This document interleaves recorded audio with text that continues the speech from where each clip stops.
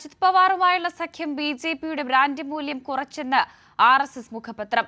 തോൽവിക്ക് കാരണം 400-ലധികം സീറ്റുകൾ നേടുമെന്ന പ്രചാരണമായിരുന്നുവെന്ന് മുഖ്യമന്ത്രി ഏകനാഥ് ഷിൻഡെ. മഹാരാഷ്ട്രയിൽ ലോക്സഭാ തെരഞ്ഞെടുപ്പിലെ മോശം പ്രകടനത്തെ ന്യായീകരിച്ചും പഴിചാരിയും മഹായുതി സഖ്യകക്ഷികൾ.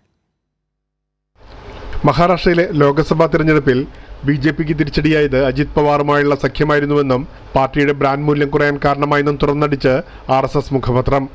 എൻഡിഎ ഘടകകക്ഷികളോട് ബിജെപി പക്ഷപാതം കാണിക്കുന്നുവെന്നാരോപിച്ച് മഹാരാഷ്ട്രയിൽ സഖ്യകക്ഷികളായ അജിത് പവാർ എൻസിപിയും ഷിൻഡെ ശിവസേനയും ഇടഞ്ഞു നിൽക്കുന്നതിനിടെയാണ് ആർഎസ്എസ് പ്രസ്താവന വിവാദമാകുന്നത്.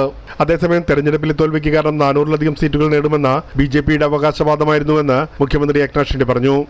लेकिन 400 पार वाला आंकड़ा जो है उसके वजह से लोगों के दिमाग में एकदम ऐसी बात हो गई कि ये सब आगे जाके कुछ गड़बड़ होगी. लेकिन കൂടാതെ ഭരണഘടന മാറ്റുമെന്നും സംവരണം എടുത്തു കളയുമെന്നും ജനങ്ങൾ ആശങ്കപ്പെട്ടതും തിരിച്ചടിയായി. महाराष्ट्र में भी नुकसान हुआ है.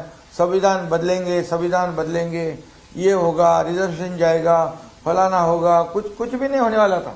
ജനങ്ങൾ ഇക്കാര്യമെല്ലാം മനസ്സിൽ വെച്ചുകൊണ്ടാണ് വോട്ട് രേഖപ്പെടുത്തിയതെന്നും ഏകനാഥ് ഷിൻഡെ പറഞ്ഞു. സമാനമായ വിലയിരുത്തലാണ് അജിത് പവാർ പക്ഷവും നടത്തിയത്. ബിജെപി 400 സീറ്റുകൾ നേടിയാൽ ഭരണഘടന തന്നെ മാറ്റുമെന്ന പ്രതിപക്ഷ വിമർശനം ജനങ്ങൾ ഗൗരവമായി ഏറ്റെടുത്തുവെന്നായിരുന്നു എൻസിപിയുടെ വിലയിരുത്തൽ. മഹായുതി സഖ്യത്തിന് 48-ൽ 17 സീറ്റുകൾ മാത്രമാണ് നേടാൻ കഴിഞ്ഞത്. ബിജെപിക്കും കനത്ത തിരിച്ചടി മഹാരാഷ്ട്ര സമ്മാനിച്ചു.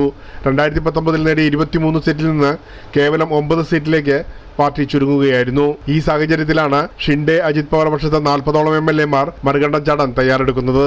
എന്നാൽ നിലവിലെ അസ്വാരസ്യങ്ങൾ മന്ത്രിസഭാ വികസനത്തിലൂടെ പരിഹരിക്കാനുള്ള ശ്രമത്തിലാണ് ബിജെപിയും ഘടകകക്ഷികളും. പ്രേംലാൽ, കൈലി ന്യൂസ്, മുംബൈ.